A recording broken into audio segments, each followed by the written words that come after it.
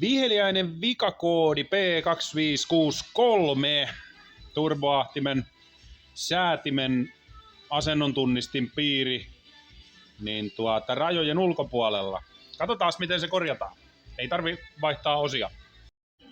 Elikkä turboahtimen hukkaportin säätimen eli elektronisen säätimen asennon tunnistin piiristä on tässä tapauksessa kyse.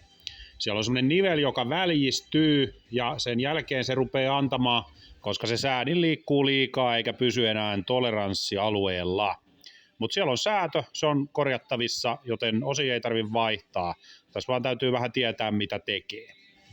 Eli nyt on katsottu VCDS:llä, mitä se asennon tunnistin näyttää voltteja.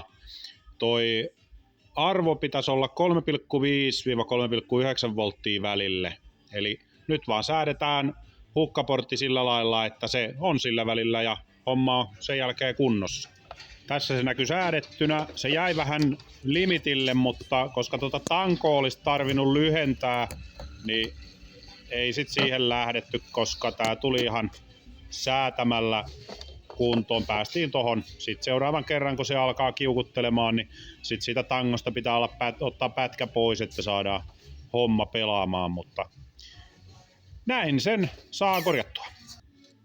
Tykkää ja seuraa ja saa vapaasti kommentoida, minkälaista kontenttia olisi mukava nähdä, niin koitetaan tehdä sitten sellaista.